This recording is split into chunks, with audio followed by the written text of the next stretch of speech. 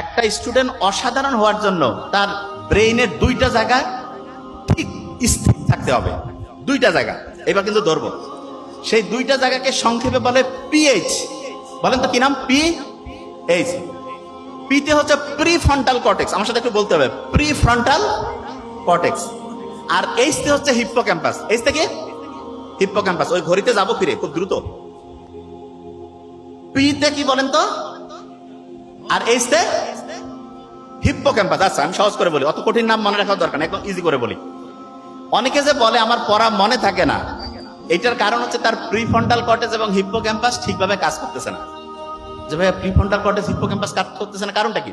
কারণ হচ্ছে prefrontal cortex হিপ্পোক্যাম্পাসের জন্য কিছু পয়জনাস জিনিস আছে। যেমন আমি যদি আপনাকে বলি যে আপনি কি এখন আর্সেনিকের জুস খাবেন? আর্সেনিক কেউ খাবেন? কিন্তু আমি যদি বলি যে ডাব দিয়া তৈরি, নারকেল দিয়ে তৈরি একটা জুস খাবেন না? সবাই খাবেন না? ডাব নারকেলের জুস খাবেন, কিন্তু আর্সেনিকের জুস কি খাবেন? তা ব্রেইনের জন্য কিছু জিনিস আছে যেটা হচ্ছে পয়জনাস, আর্সেনিকের মতো।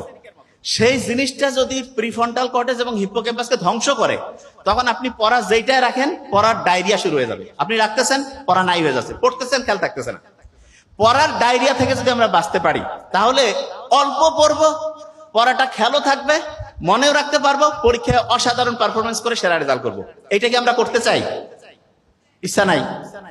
ইচ্ছা আছে? আচ্ছা, ইচ্ছা যদি থাকে তাহলে আমি একটা বুদ্ধি শিখাই দিই, জাস্ট ওয়ান। শয়তানরা যে বুদ্ধিটা করছিল সেটা খেয়াল আছে তো? ঘড়ি নষ্ট করবে তারা।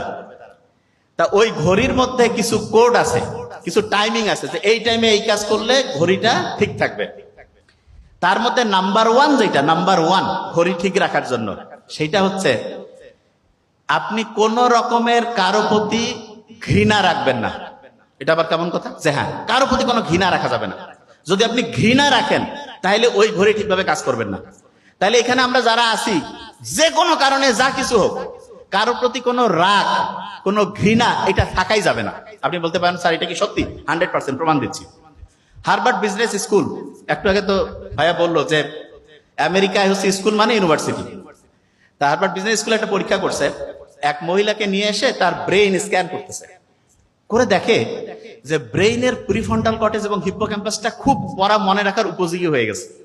তখন ওনাকে জিজ্ঞেস করছে যে আপনি কি কোনো স্পেশাল খাবার খাচ্ছেন? যে না। আপনি কি বেশি পরিমাণ ঘুমাচ্ছেন? না। আপনি কি ডিজিটাল ডিভাইস ঠিকভাবে ব্যবহার করতেছেন? না।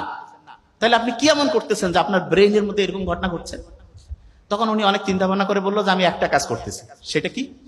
যে আমি ক্রমাগত যাদের প্রতি আমার ঘৃণা ছিল, যাদের প্রতি আমার রাগ ছিল, যাদের প্রতি আমার বিদ্বেষ ছিল, তাদের প্রত্যেককে আমি মন থেকে মাফ করে দিচ্ছি।